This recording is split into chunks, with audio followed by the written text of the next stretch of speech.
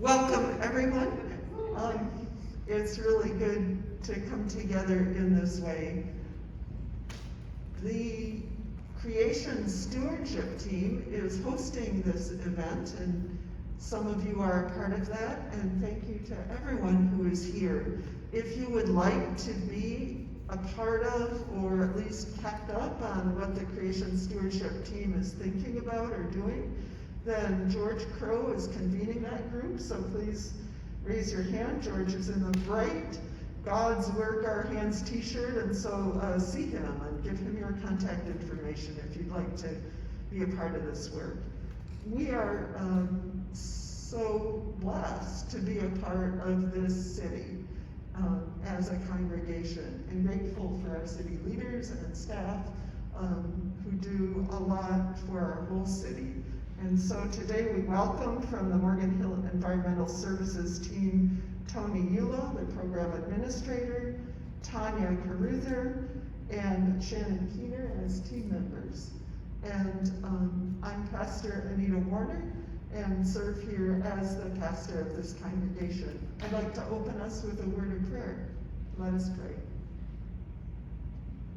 Holy God, we thank you for the amazing earth and creation that we are part of and that you gift us with to enjoy and care for. Thank you for those who serve in our city to support that caring, and for those in our congregation who are endeavoring to lead in this congregation and throughout our lives in better care for this creation. We ask your blessing on this time we have together. Amen.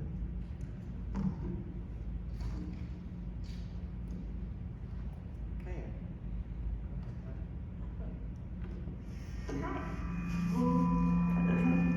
Sound good? Right. We're on. Yeah? It's on. Okay. Maybe if I'm in my hair. Okay. Alright. Test? Yes? Alright. Hi, my name is Tanya Carruthers. I work in the city of Morgan Hill and also some of my time in Gilroy as well on the Clean Water program. And so we all work as a team on various different parts and pieces of environmental programs for the city. And so I'm going to talk to you about clean water and our very own local watershed. So the work that I do focuses on keeping our surface water clean. A lot of people mix up the drinking water and the surface water, but we'll talk about drinking water later. Right now we're just going to talk about our local creeks and sort of what's going on in our community with regards to that. So what a lot of people don't know about Morgan Hill is that we actually have one creek that runs through the city that's still somewhat on its natural course in certain parts of it, and that's West Iliagas Creek. And then we have 6 other channels that are sort of combinations of flood control channels and creeks that have been channelized. So basically anything that happens in our city, you think of all the things we do in our city, people spit gum on the ground, there's birds everywhere that might go to the bathroom, and whenever it rains, all of that goes into the nearest storm drain. It goes down the gutter, the rain carries it with it, and it goes straight into one of our local creeks. A lot of folks think that it gets treated, it doesn't. So that's why it's really important that in our city, we're really careful about what we're doing on a day-to-day basis to keep our surface streets clean, because we don't want that in our local creek. And so just to give you a bigger picture of what our creeks are doing, we're in a really unique position because we are in a watershed break. So if you drive south on US 101, you might notice it's sort of going up toward Morgan Hill through the Coyote Valley, and then you might notice it sort of plateau and maybe even come down a little once you get into Morgan Hill. And that's because that's the watershed break. So everything north of Cochrane Road generally goes north to San Francisco Bay. And everything south of Cochrane Road generally goes south to Pajaro River, which goes through Watsonville and empties into the Monterey Bay. So, San Francisco and Monterey Bay, okay.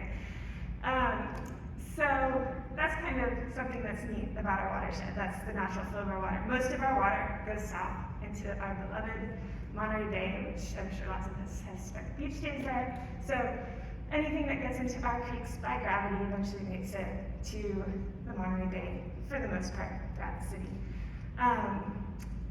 So that's why it's important to clean up. And so just to give you an idea of some things that you can do to easily help keep our surface water clean that a lot of people don't realize it makes a really big difference. But one thing is you can make sure if you have a pet, you pick up after it. We have a major bacterial problem in our creeks, and heightened level of bacteria can lead to sickness.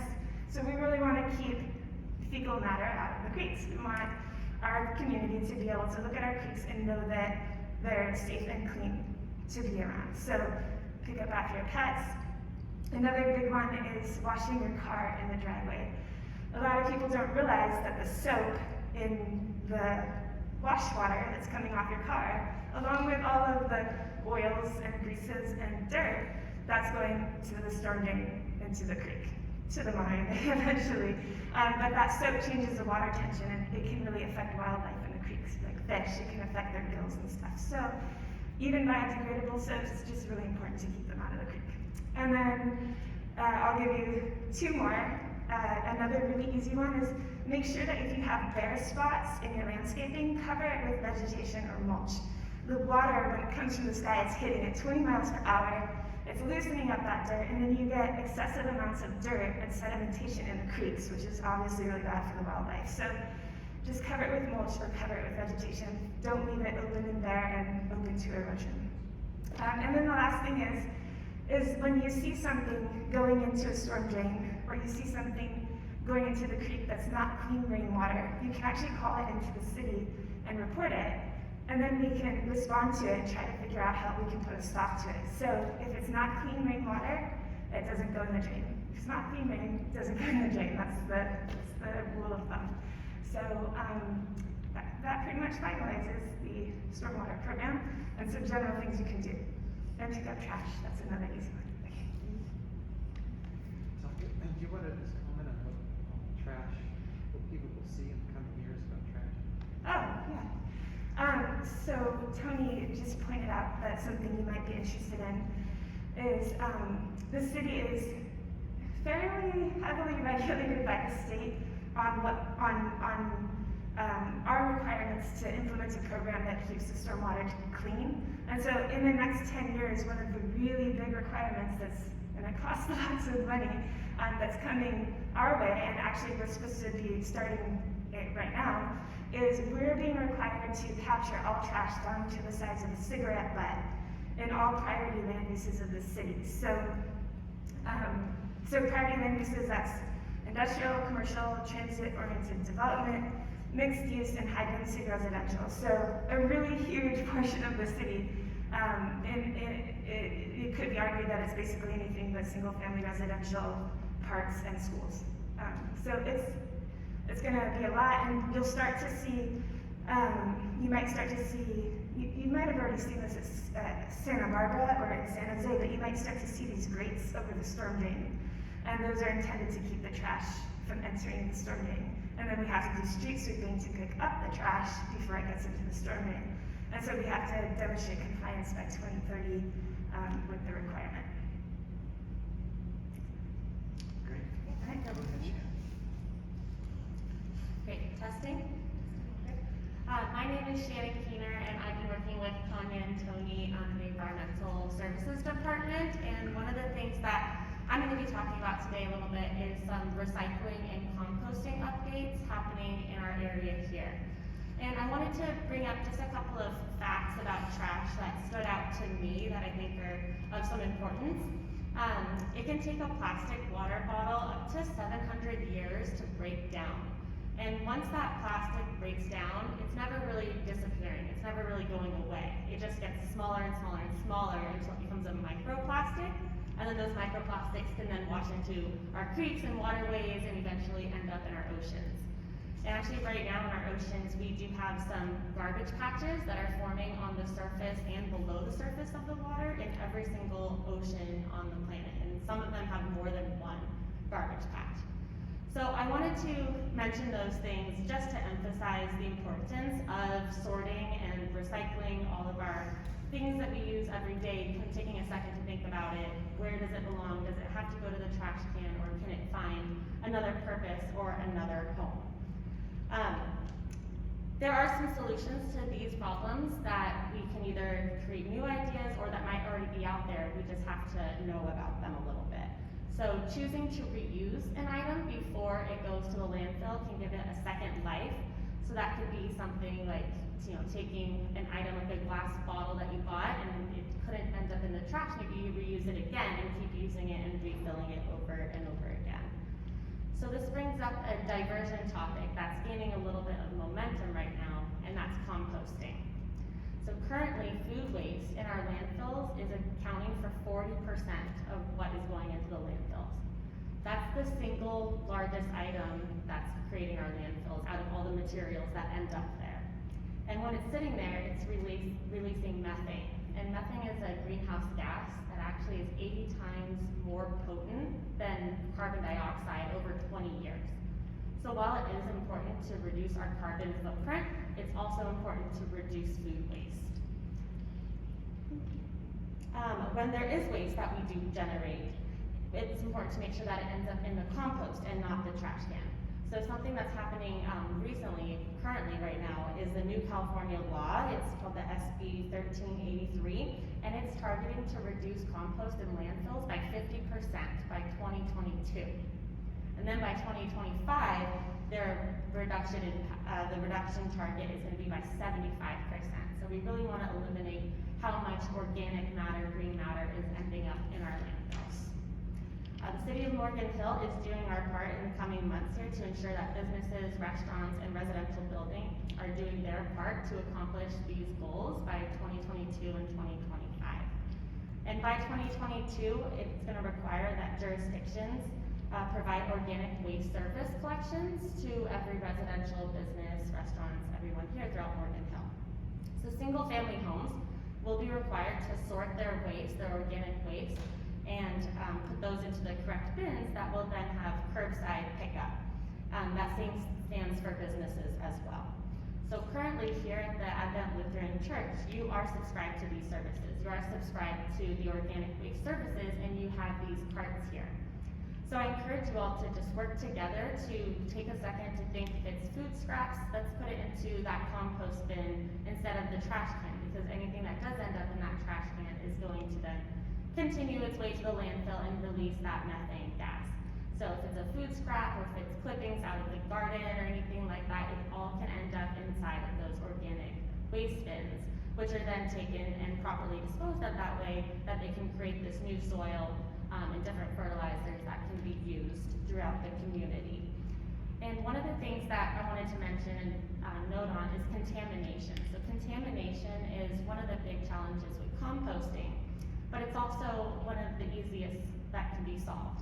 So if we spread more education and we know what's going inside of the compost bin and what can and cannot go in, then it can properly be taken away without that contamination. So that's anything that can't be compostable. Plastics, metal, foil liners, wax paper. If that one single item enters the bin, the entire bin is considered then contaminated. So all that food waste that you collected would now not be able to be compostable because that one thing entered into the bin. So it's really important that we keep contamination out. Also, the Advent Lutheran Church does have 4 96-gallon garbage carts and also recycling carts that are 64 gallons. So there is an opportunity here to potentially increase those recycling carts. That way we can add more to the recycling bins and maybe decrease the amount that's going into the garbage carts. So if we add more to the recycling, there's less going into the trash. And having these visible, clear signages all over the cans inside of the church here and also on the rolling carts with pictures and clear signs that's telling you what is allowed inside and what's not can really help divert the waste that ends up in the landfill and making sure that things go into the proper place. So I just wanted to say that no matter how big or how small your daily efforts are, even if it's, turning an old coffee can into a flower pot or remembering to bring your grocery bags or reusable bags to the store every day, it does all add up. So, reduce, reuse, recycle, but really try to reuse and then compost and recycle as much as you can. So thank you for, listening to me today.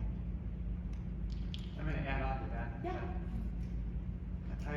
I always try to give things a second chance. So in our city, we have actually a second chance week, which is when we have our garage sale in September. There's a whole bunch of events that take place that week that are all about giving things a second chance. So Tanya and I have a long history, particularly when we were in the office, of me giving her my discards. So usually that's extra food left over from, because I tend to make too much food. And Tanya and her husband are typically a willing recipient of my extra food. And I've really missed that over the past year, not working in the office, not being able to give her food. But the other day, I had some extra pumpkin plants that her husband was gonna pick up and take to their house. And so they're the little, like 3-inch pots. I didn't want them rolling around in the car all the way to San Jose where they live, nor draining water or anything like that. So I was looking for something to give it to them. And so I opened the recycling cart, thinking that maybe my wife had put a small box or something in there. And right on top was a used essentially a Rubbermaid, but a Tupperware style container about that big around. This is a container that I bought when I lived in Eugene, Oregon in 1995. It had a long life as a food container, with the lid in our house. And ultimately the lid cracked. Just think, it was fine, but it was still, the bottom was still useful. So we had it on the garage floor, and the dogs' balls sat in it so they wouldn't roll all over the garage floor. Well, we unfortunately had to put our dog to sleep last week. So my wife Jill, she took the thing and she put it in the recycling bin where it went. And then now it got a third use because it went to Tanya's house. And I called her and I said, hey, you're gonna get this container. And it even had my name on it from some other potluck, who knows how many years ago, where you put your name on something so you get it back. I said, it's gonna look like I would want that back. I don't want it back. I took it out of the recycling bin. So I was joking with my wife the other day about how that thing is gonna have a third or fourth life. I said, well, we used it 3 different ways, and then who knows what will happen to it at Tanya's house, I don't know. Well, now the stakes are really high, so we'll have to figure that out. Let's ask folks some questions just on recycling before we move on to these other topics that I'm going to cover. If you have a pizza box, first off, this is for people who live in the city of Morgan Hill, because we're not experts on the programs in San Jose or in the county.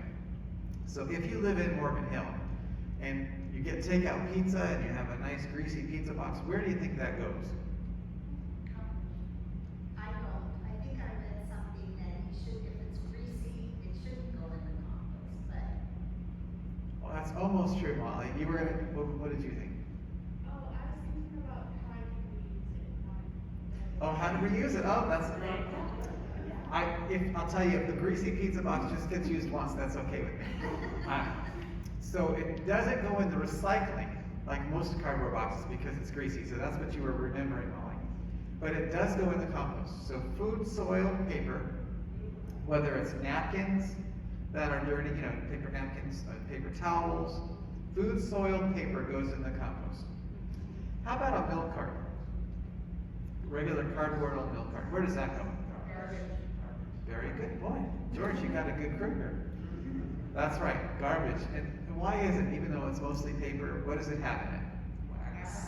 Plastic. Well, I think the difference is in the cities, what's recyclable and what isn't. Because in San Jose, as far as I know, unless they changed it, San Jose says the milk type cartons go in recycling. And that might have to do with how they're processing things, that's right. But here it does not. And the last thing I wanted to ask you about is a coffee, maybe on Sundays, I don't know if you have coffee here after the service, but usually it's in a paper cup. Now what happens with that cup? Garbage. Garbage is the right answer. Again, there's a plastic liner. So almost all drink cups, particularly hot cups, are going to have a plastic liner and are not compostable and are not recyclable, so they unfortunately need to go in the garbage. So what's the best approach? Bring your own mug. Yeah. Last year, Tanya actually inspired me. She doesn't even know this, I never told her. She was trying to lead a more plastic-free life, which I think is something we should all aspire to.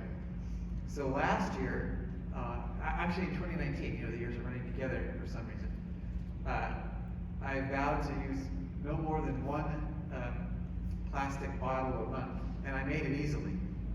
And I set goals for myself on how many plastic water bottles or cups I would take. I was actually, once you commit to it, it's fairly easy to do. And I just took my cup everywhere, and it really worked out. So thanks for letting me fool around with you guys a little bit. I'm going to talk about two other additional topics, and I saved the most important topics for last because I want to do them. I'm just kidding. But one is the drought, because I'm sure some of you have read about water restrictions and what might be coming. And then the last thing will be climate change. So when it comes to the drought, our region gets roughly half its water from the San Joaquin-Sacramento Delta. A lot of people don't know this, but the water it comes into our region, into our county from two directions, one from the north through Milpitas, and then there's a pipeline that comes not far from here, from the San Luis Reservoir all the way through to Morgan Hills. Most of the water in Lake Anderson, when it's full, Coyote Lake even today is full, comes from the San Luis Reservoir. It is not local runoff. Now, when there is a rainstorm, it does capture local runoff, but most of it is pumped from the Sacramento-San Joaquin Delta. When you're in Los Banos, you'll see that that's pumped uphill, right, from the delta. So it takes a lot of energy. So there's a lot of energy embedded in water. So I think it's no secret that the last 2 winters have been very dry. But our county was riding along until last week, feeling pretty good because we had very, very adequate storage in the ground. And that's how the Valley Water District manages their water, is they actively recharge the groundwater, and that's considered a reservoir on its own in the ground. And of course, we down here are exclusively on groundwater. All of our water is pumped from the ground. And so until last week, we were feeling pretty good for this year. Nothing extraordinary was going to happen. Well, last week the federal government did something they don't typically do, which is they reduced their allocation to Valley Water relatively late in the water planning year.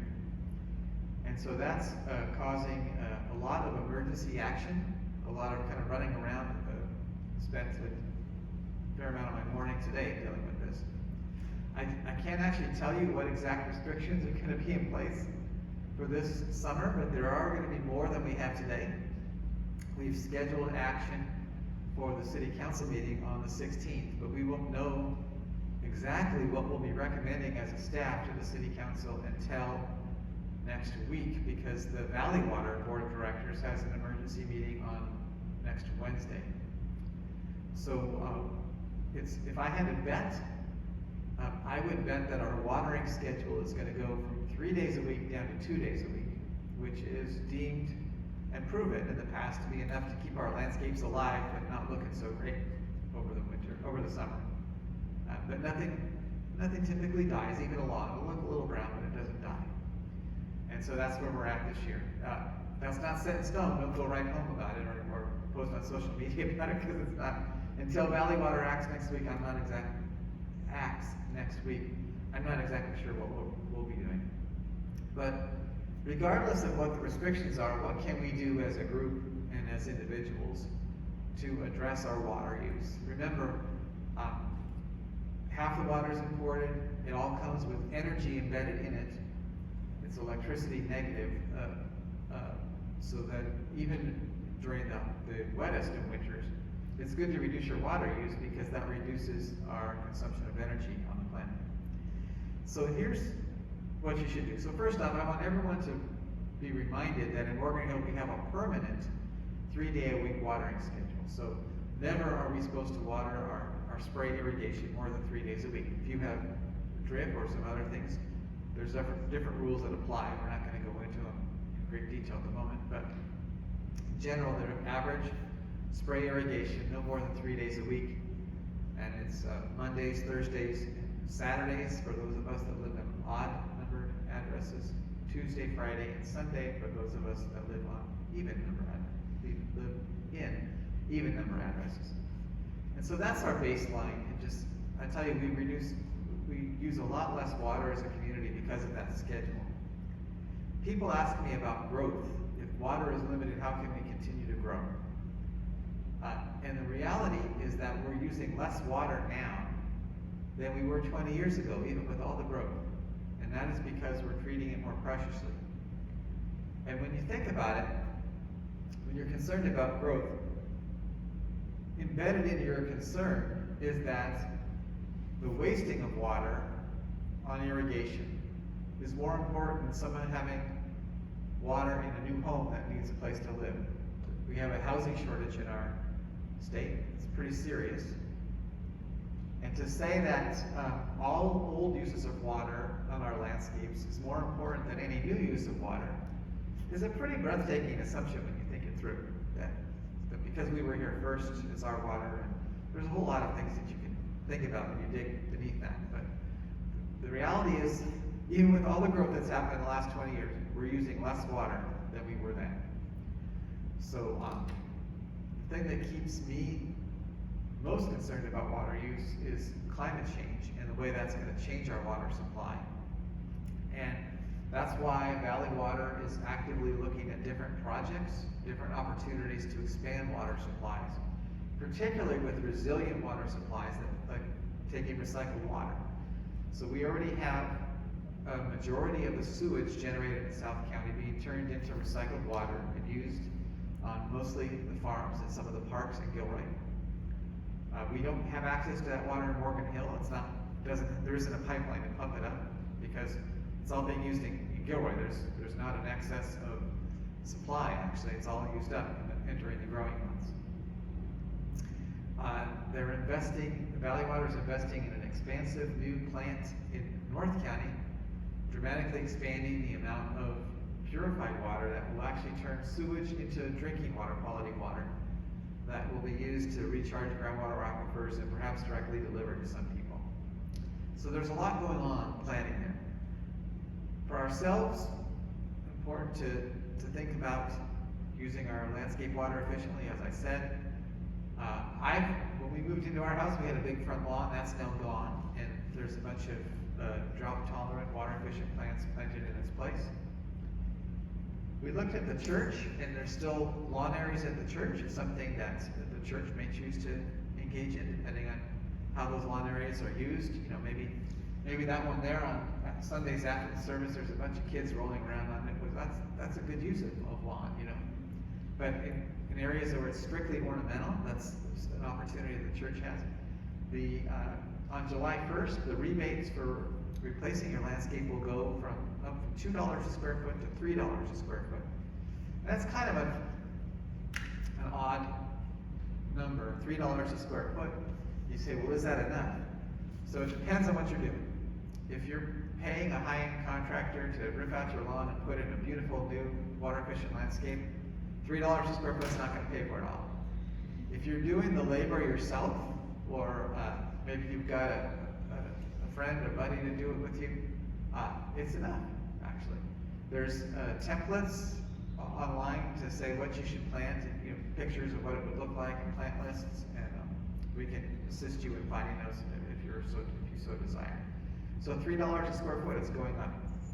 It's also another factor is how much rock you put in. You know, a lot of times there's a dry riverbed in one of those landscapes, and rock winds up being expensive. So just keep that in mind if you're thinking about it at home. I want to make sure I hit. The other thing is, if you're interested in looking at your own water use yourselves, Valley Water does have a sort of an online survey you can take to analyze your water use. And the last thing I want to say on water is that those of you that are Morgan Hill water customers, You're paying for a program that we have that everyone is automatically subscribed to called Water Smart. And in it, you get mailed or emailed a water use report about your own water use every other month. That report compares you to the most similarly sized properties and households that they can find in their database in Morgantown. So we're a family of two, and we have a large yard, so it compares us to other families of two that have a large yard. If you have a medium size, 5,000 square foot lot and a family of four, it looks for people like that. And it compares your water use to them without telling you who all the people in your cadre are. But it lets you know you're using a little more or a little less or a lot more or a lot less water than those folks that are similar to you. Obviously, we all have different things going on. Some people have medical conditions that require water to be used all the time. There's all kinds of different things going on. So it's not meant to shame you or anything. It's an information tool to give you an idea. Along with Water Smart, however, is our advanced metering infrastructure portal. So that's a lot of words. What that means is that your water meter is reporting to the city via radio every hour on its reading. That data then goes to two different systems. It goes back to Water Smart. And so you can actually log in and see your hourly water use for the day before and every day before that. It's not real time. You can't look in and see how much water you used at 4 p.m. on Wednesday, June 2nd. But you can see how much you used on Tuesday, June 1st at 4 p.m. per hour. And I'll tell you, it's very, very interesting. And you'll see these big bars, and you'll say, oh my gosh, I had no idea my sprinkler used that much water. Or that teenager is taking too long of a shower. Look at the size of that bar when he or she took that shower at 7 p.m. last night. So it's a great tool. But on top of that, I feel like I'm selling something on TV. And folks, let me tell you, if you call now, you can get, there's also something called a leak alert that you can subscribe to. Who's received a leak alert? Even if you don't subscribe, you'll get them via email or snail mail. But you can put your cell phone number in there, and you'll get texted a leak alert if the system detects one of the two things. One is suddenly you're using hundreds of gallons of water every hour, so that implies that a pipe burst or something that needs your immediate attention. You might not be home. You might be on vacation, and this is vital information that you get. So either that happened, or the system detects continuous water use for 24 hours or more. Sometimes these are false leaks because you're filling your pool, and it takes a while. Often, though, they're leaks that are completely undetected by you. Sometimes it's a leaky toilet. Sometimes it's an irrigation valve that's continuing to go. And as little as 1 gallon an hour, and you'll get a leak alert. I had one personally that blossomed to 16 gallons an hour. You'd think 16 gallons an hour, you would see that, right? Wouldn't you think you'd notice 16 gallons of water somewhere in your house or hear the toilet running or something? Nope. I had to pay someone to come out. They found the leak. It was in my front yard, under 3 inches of mulch. So yes, the ground was moist there, but it wasn't like there was a geyser. There was no, on the surface, the mulch was dry even. There was no way for me to ever found this. If I hadn't had the leak alert, I would have been leaking 16 gallons an hour for who knows how long. My wife pays the bills, not me, so I'm not sure how she would have noticed even. Obviously you can pay for that.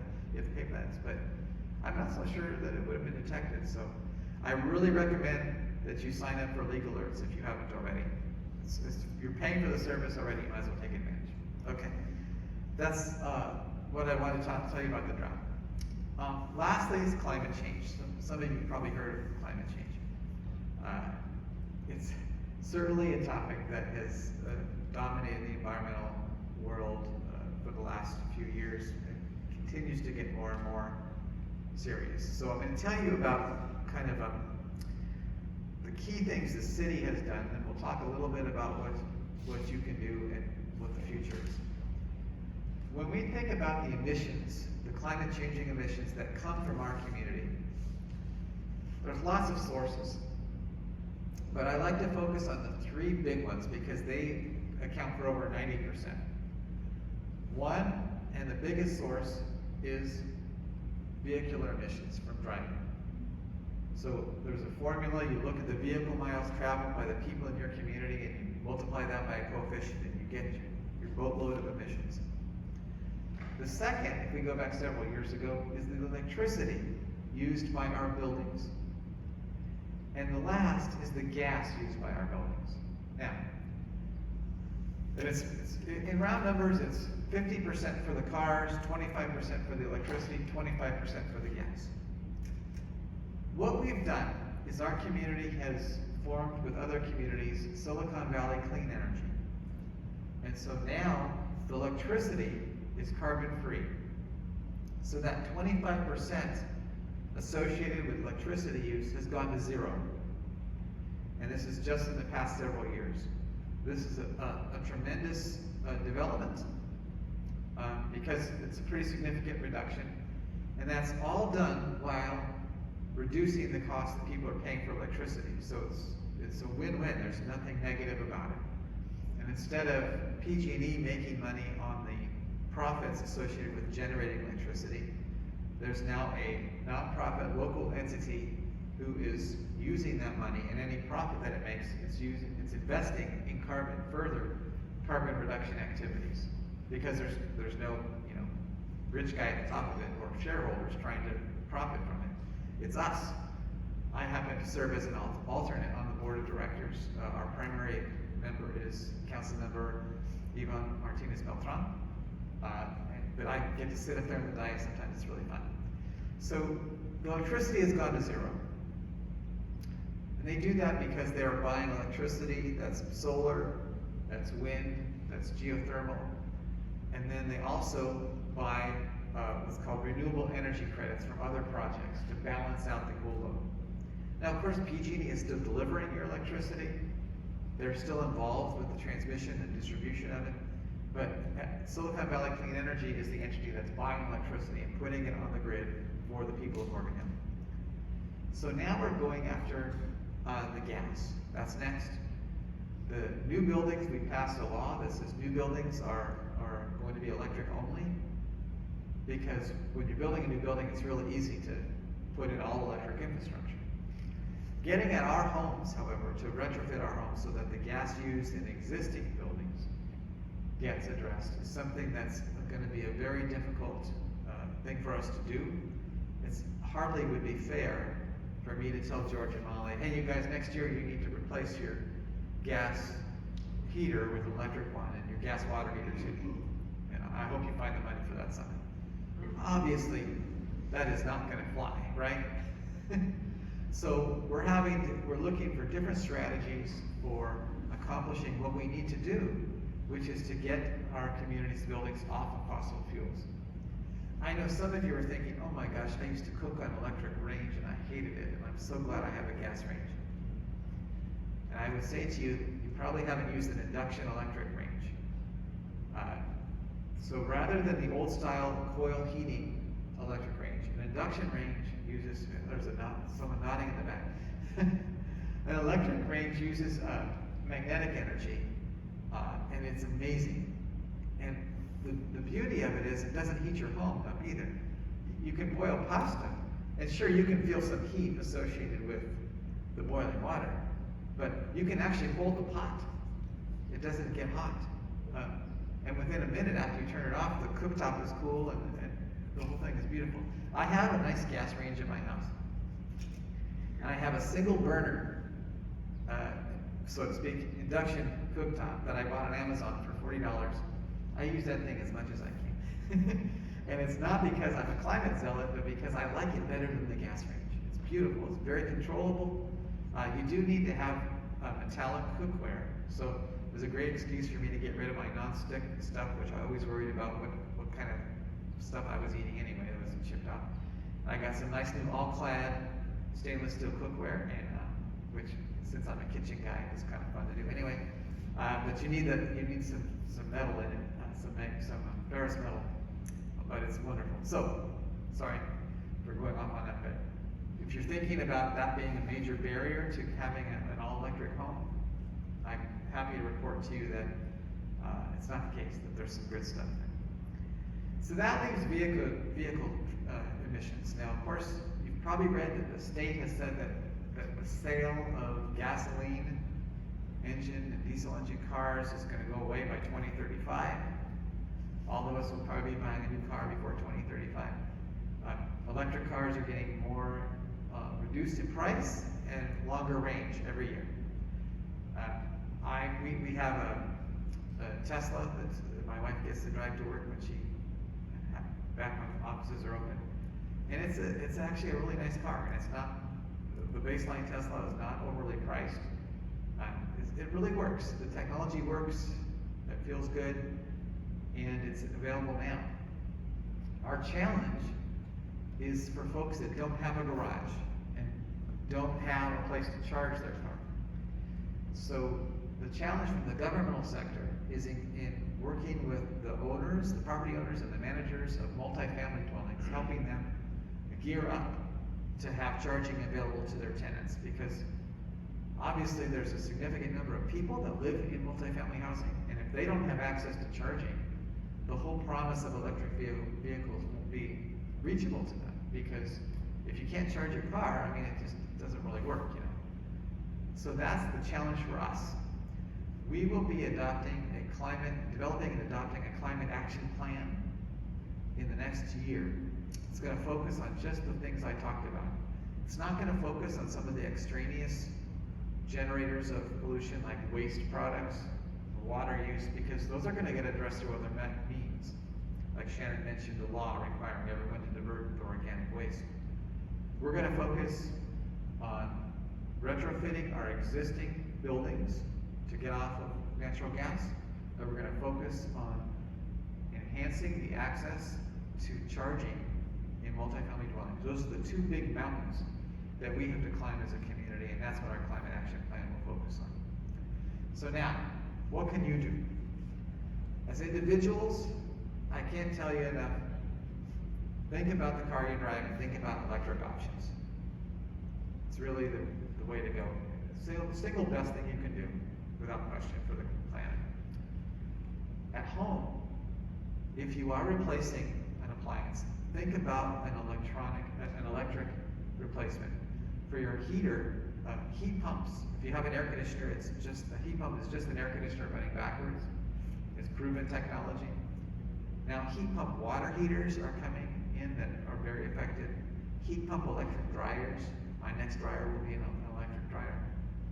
These are things that are available now and available for you to put into your home as you have to replace things. And then, as a church, same thing. If there's gas infrastructure in the church that can be supplanted with electric replacement, that would be the thing to look at as a church.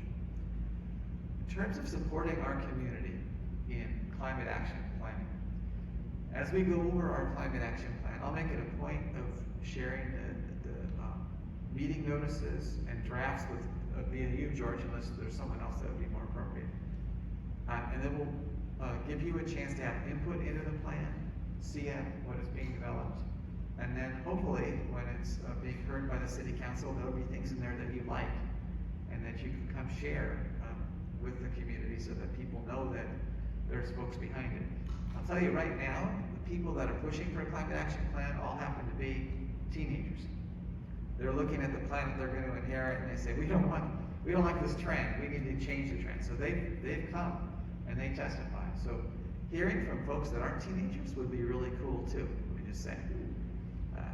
We like the teenagers, but they're only part of the population. And so when long-standing adults come out and say we demand climate action, it's a different message as well. Okay, I've talked a lot, and you're raising your hand. I was about to open up for questions, so go ahead. So you told us what we can do, but what do you do as a community? Like, you have a website, but how do you get it out there? Like, how does everyone know to go to the website, or is it like a newspaper thing? I think the most important thing we can do is come out and talk to people where they are and have one-on-one interaction whenever we can. Perhaps like we're doing today. Because in this day and age, people are very distracted. And there are companies that have billions of dollars to spend on marketing. Getting people's attention is not simple. Putting something on the website is only good if you somehow get people to go to the website. So we have, in a more, in a more comprehensive way, we have a lot of communications that go out from the city, weekly emails, sometimes mailers, all those kinds of things, and they will typically tell people where to go on the website. But we don't have any fantasies about people looking for information and just happening across our website to get it.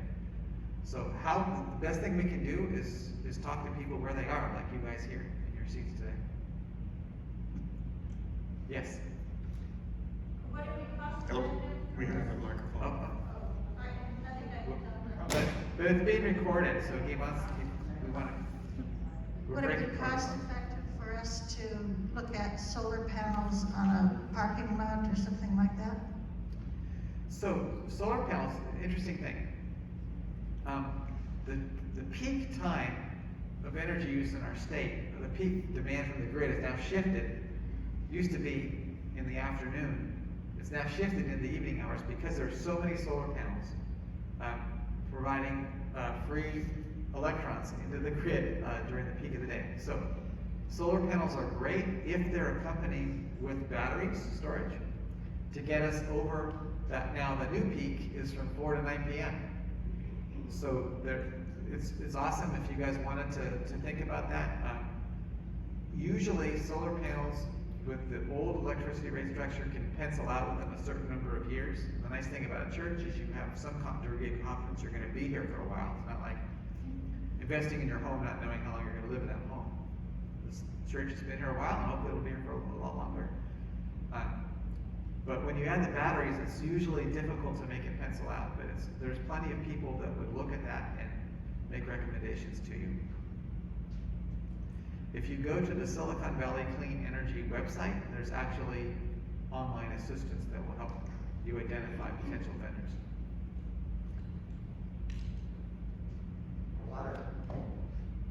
Water question. You mentioned what the city is doing for energy and stuff. Are they changing their building requirements and banning lawns in new construction? Great question, thank you. There is a state mandate that new construction needs to be highly water efficient. It doesn't ban lawns, it bans the size of the lawns is the effect of it, because there's a calculation of water use. We were doing a very poor job of implementing the law, in all honesty. We were just taking the plans, whatever plans were submitted, they were signed by a licensed architect saying they met the criteria and we were fine. Well, this year we started looking at them more closely, and we have a new intern who's getting trained in this and is now looking at the plans and making more substantive comments on them to ensure that the landscapes are water efficient when they're constructed. I should point out that new development is way more efficient than old development, not just because of the landscape, but also because the lots are a lot smaller than certainly the lot in my home. So there's less landscape to water, and all the new indoor fixtures are very efficient compared to what was put in years ago. Yes? Would you comment on fireplace use, especially considering smog, gas fireplaces, and danger, I guess, and also tankless water heaters? Okay. Do either of you, I can, all right. When I moved into my house, first thing I did was remove the fireplace. Literally, we do not have a way to burn wood at our house. So traditional fireplaces, of course, very smoky, very polluting, lots of particulate matter in the air. The more we learn and study particulate matter, the more dangerous we find that it is for people's lungs.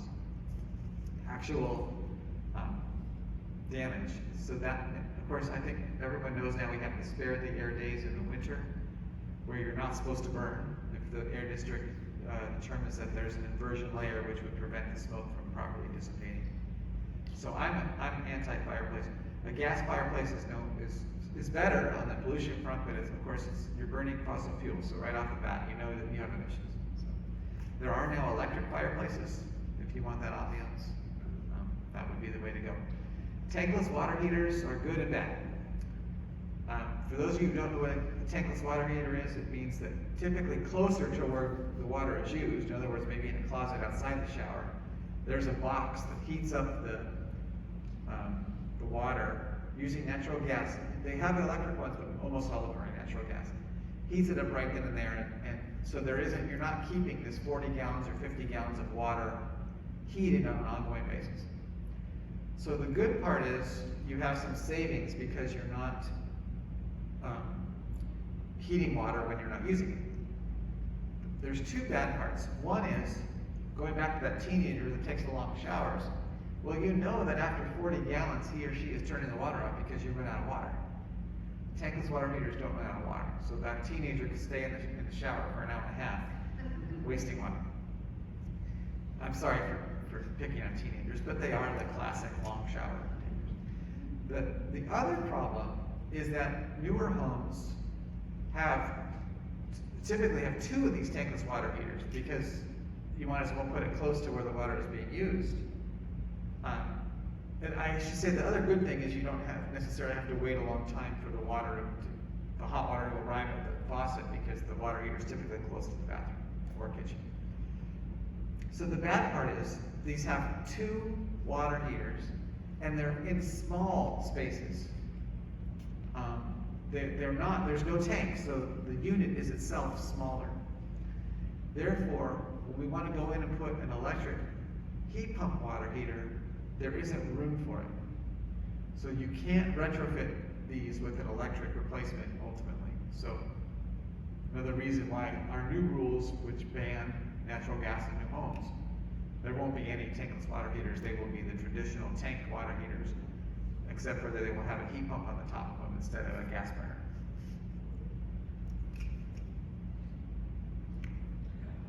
Yes?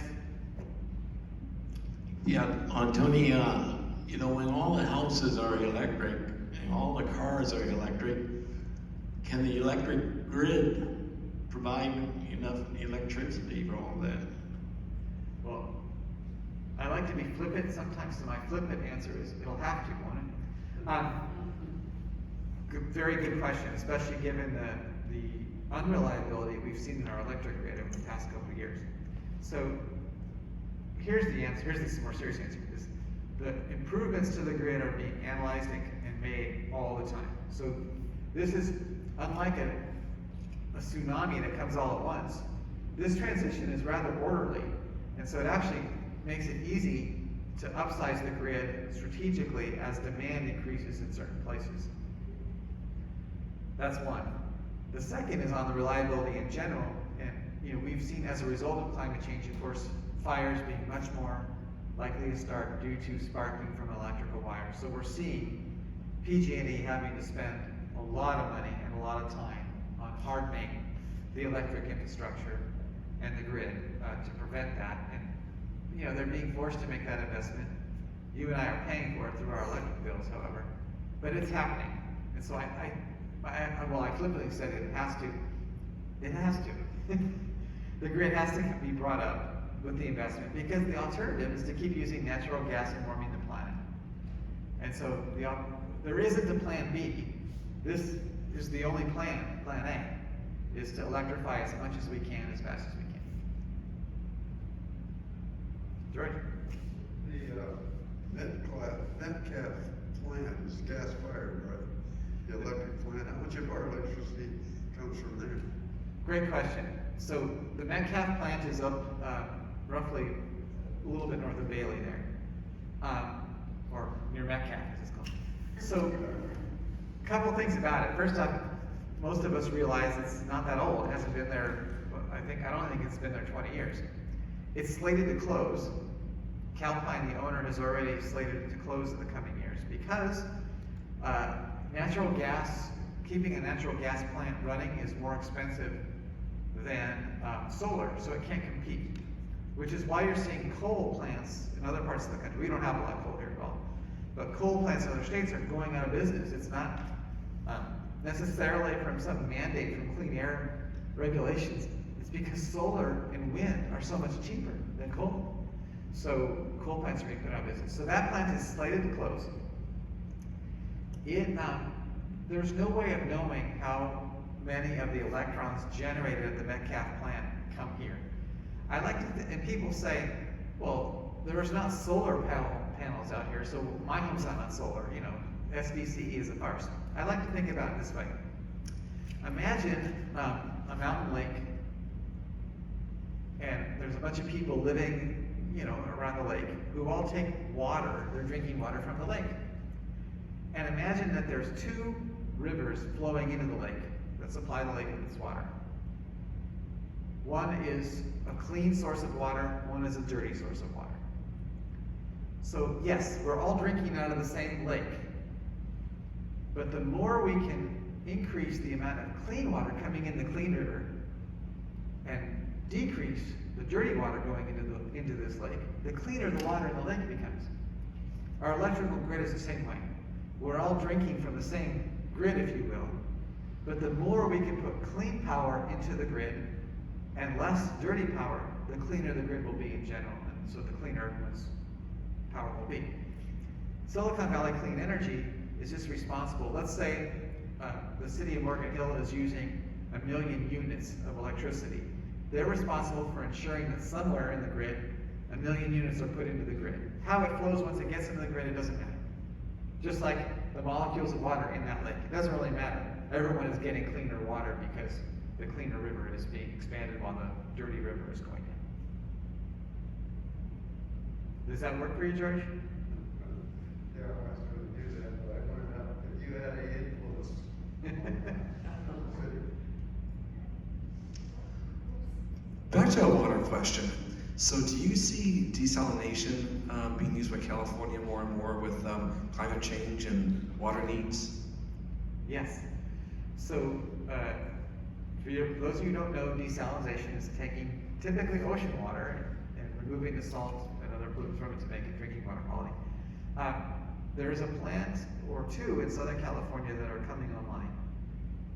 Of course, the ability of clean energy to supply, there's a lot of energy associated with desalinating water.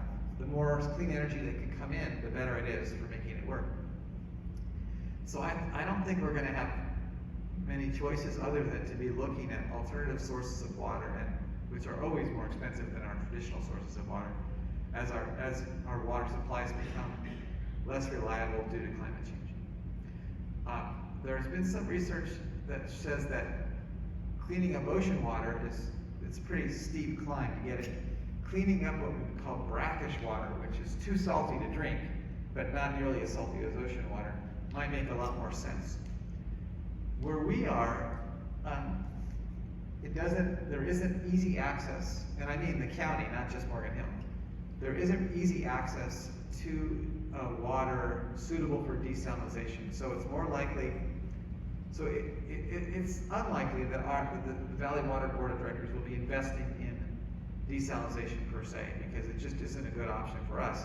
But for other agencies that do, it's a good option, and then that makes more of the other sources of water available for us. Hi, Tony. Hey, Molly. Okay, so I have a couple questions. One that you talked about changing to a heat pump, electric heat, and using a heat pump.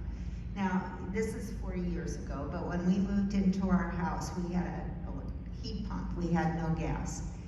And literally, I froze for, I don't know, 15 years maybe, because it would blow out cold air and you just would never get warm. And we paid a lot, yeah. So coming from Pennsylvania, we thought our energy costs would be less, and that was false. That didn't happen. So we have gas, and we turn the heater on, and we actually get the house warmed up. So going to a heat pump sounds awful to me. So what about that? Is it better now? Two things. One, yes, it's better now. Isn't everything better now almost? Yeah, okay, mostly. No, newer technologies are both more efficient and more productive. The second thing is heat pumps are not great at bringing your house from 60 degrees to 70. They're really great at bringing it from 68 to 70. So when you have a heat pump, you leave the heater on more. You don't turn it down. Our house, we have a gas heater. Even in the winter, we turn it to 50 at night because we don't want it to run all night. We wouldn't do that if we had a heat pump, just because it's not good at making a sudden change in the temperature. So those that have heat pumps, I've read, because I have not lived with one myself, get used to, you might turn it down a little bit at night, but keeping it at a decent temperature and then bringing it up just a little bit. Okay. So my other question is about wind turbines, and so I can't really remember exactly what I read, except that it was harmful for creatures, like especially whales or dolphins, or I don't know. So could you talk about that a little bit? Sure. The land-based wind turbines were famous for causing bird deaths. Particularly big birds would fly into them and get knocked down and killed. The newest land-based wind turbines are bigger. So those ones on the Altamont Pass are kind of passe, no pun intended. And the newer ones are bigger, and they turn actually slower, and they're thought to be much less harmful to birds. Now, you might have read that last week, President Biden announced a new initiative to open up 200 miles off the California shore, offshore windmills, like they're being sited in many places in Europe. There are people concerned about disruption to the migration routes for whales there, but the proponents of them are working through that, and I think we'll see some developments that will be both whale-friendly and energy-friendly. So it was a shame not to take advantage of that offshore opportunity for all the onshore wind that comes in pretty reliably.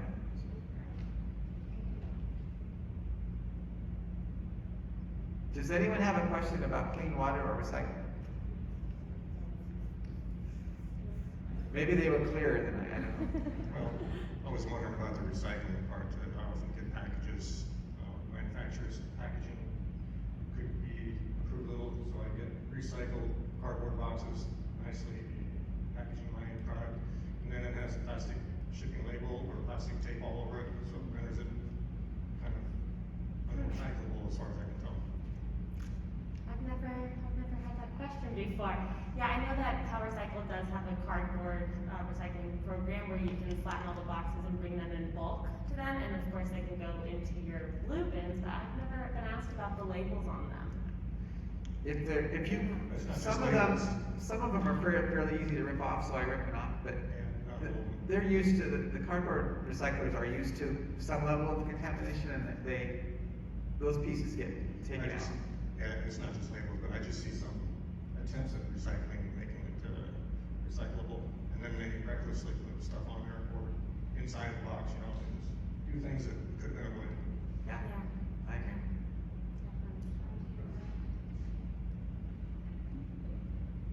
I have a recyclable question. I've always been a little suspicious for Rip River putting everything out. Recology gets it and it goes somewhere. What percentage of that goes right to the normal trash rather than being recycled? I'm sure that happens. Do you guys monitor that? So, yes, there's a word for it, it's called the residual. And I can't answer your question with a percentage. It's often around 10%, and of course the fewer contaminants we put in the recycling stream, the lower that number. One of the things that's different in Morgan Hill compared to other communities is we still have a limited garbage collection. So in San Jose or Gilroy or in the county where Shannon lives, you only get a can this big, and if you have more trash in that, you have to pay for an extra bag or do something with it. In Morgan Hill, it's still unlimited. You can put your extra bag right next to it on the street and it gets collected. The reason this is relevant here is that in those communities, people have an incentive to maybe put some garbage in the recycling because they have to have a place to put it. That doesn't exist here in Morgantown. We're the last community in Santa Clara County that has unlimited garbage collection. Okay, I have two questions. I forgot who talked about methane gas. Yeah. How much do animals contribute to methane gas?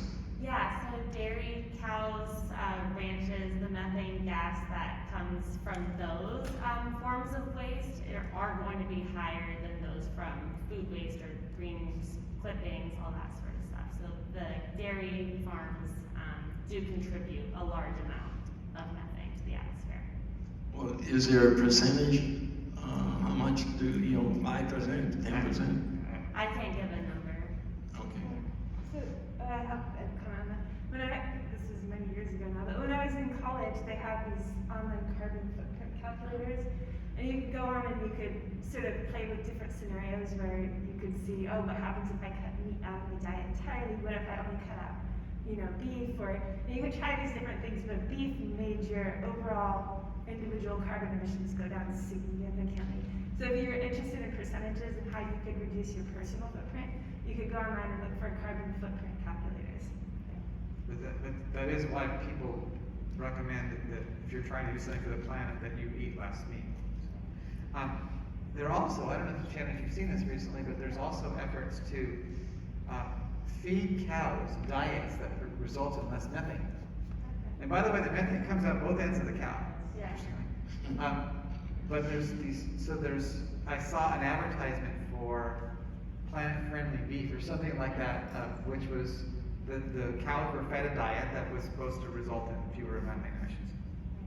And there are projects out there that are working towards collecting the cow waste and then turning that into renewable gas sources. Anaerobic digesters are out there in lagoons and next to a lot of these cattle ranches that are removing that from the fields in different areas and putting it into these collection basins that instead of releasing methane gas into the atmosphere, they harness that and turn it into renewable gas sources. So there is a way that we can maybe mitigate it, but I guess reducing it in the first place is preferred. So anybody driving down Highway 5 can definitely smell it.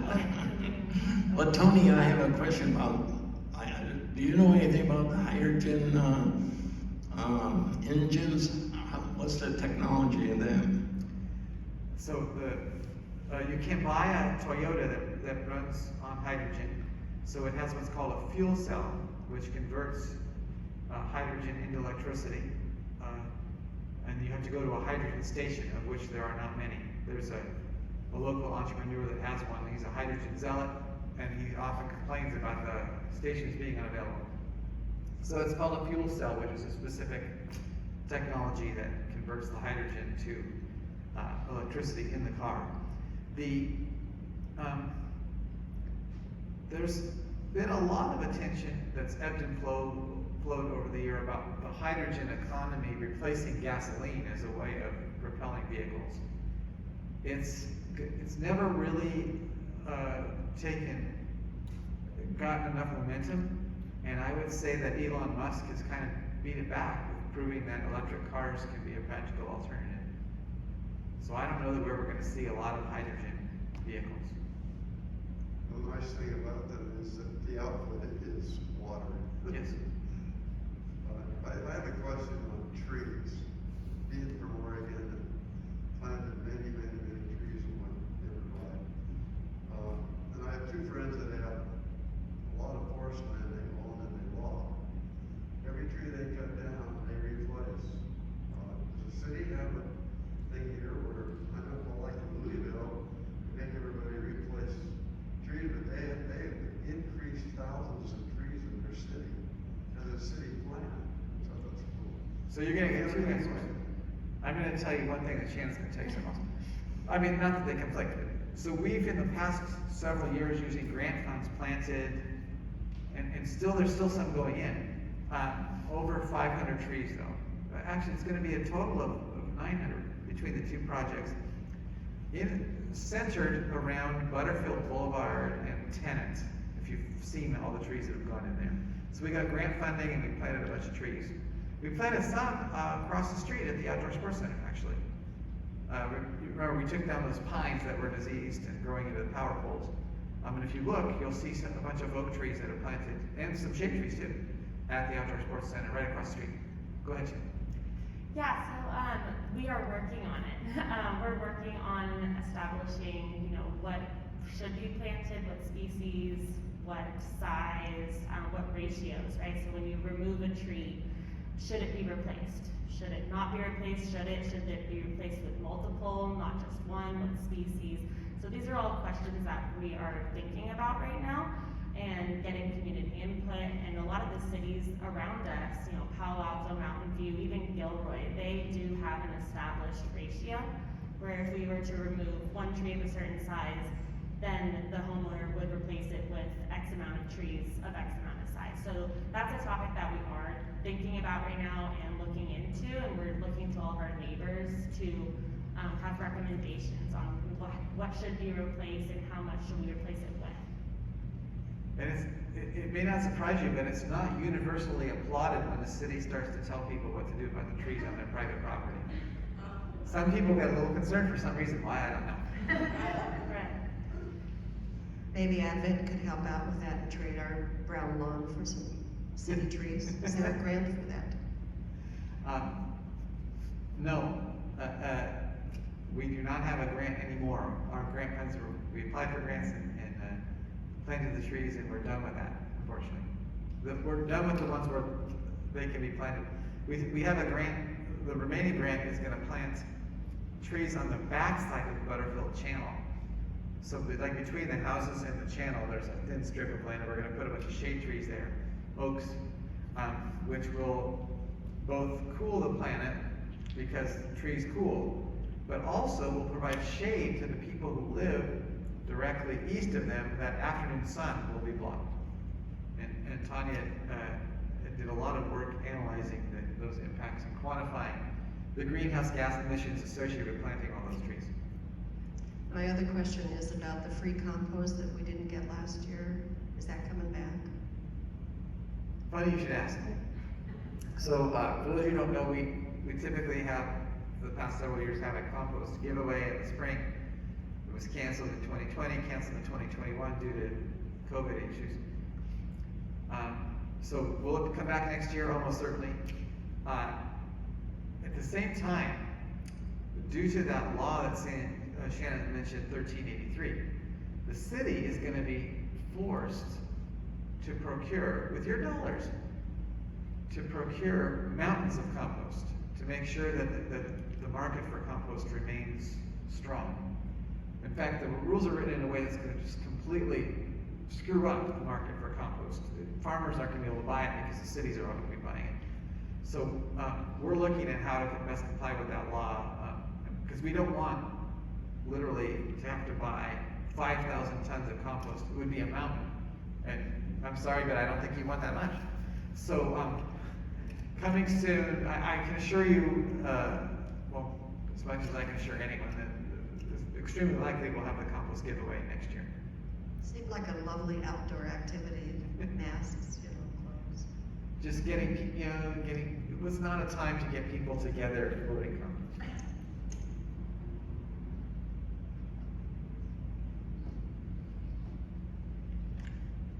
All right, I don't see any more questions. We don't want to overstay our welcome.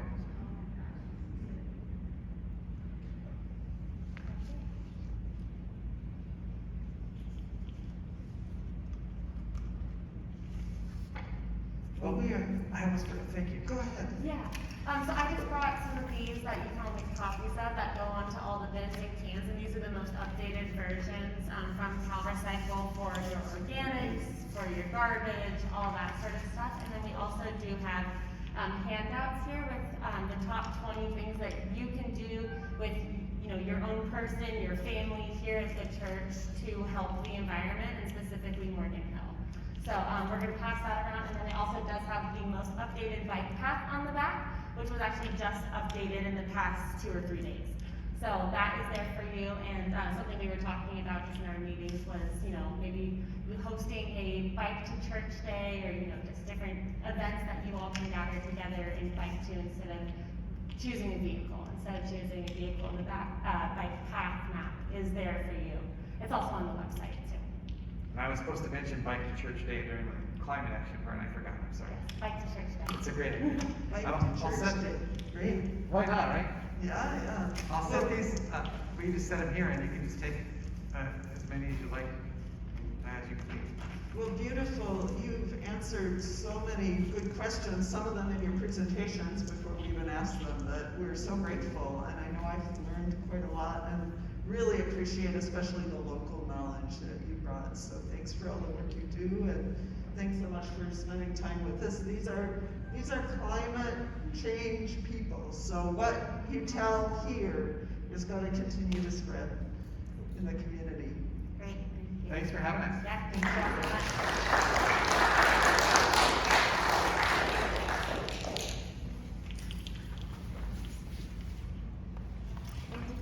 Hand these to you. Great, perfect, thank you.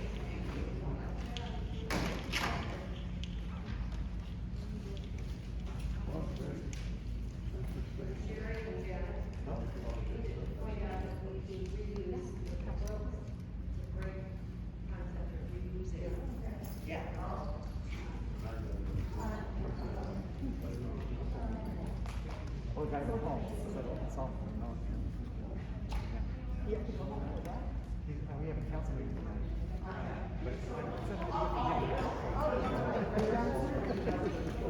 It was great seeing you, Tony. Nice Thank seeing you. you. Wonderful presentation. Thanks for coming. I knew I'd see George, I wasn't sure I'd see you. Thanks for your help.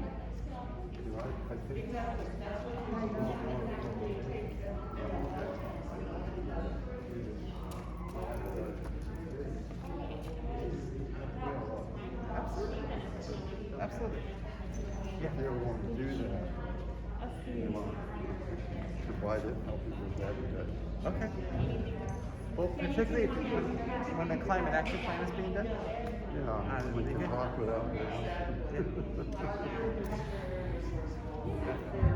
Yeah, that's,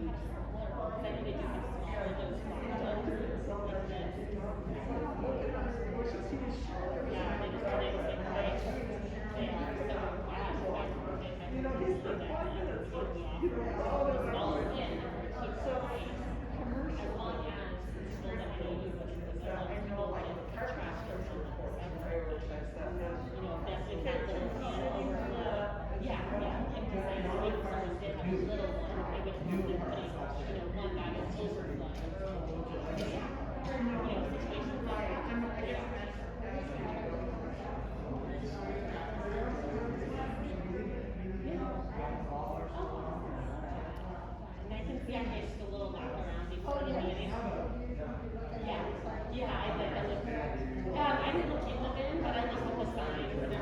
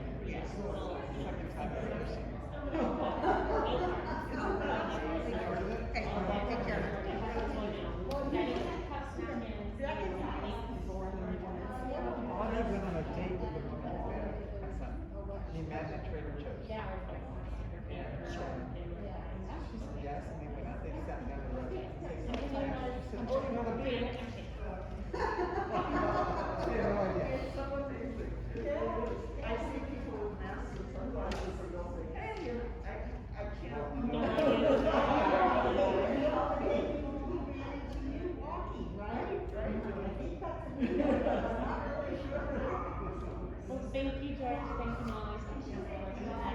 And we got, it was good to see you too. Yeah, I'll meet you later. Bye-bye. Bye. Is there anything else we need to talk about? I don't think so. Okay, I was good. a little bit working on the graph of the Yes. water. Great. Yeah. Thank you. Thanks. Bye. That was great, Tony, thank you. And so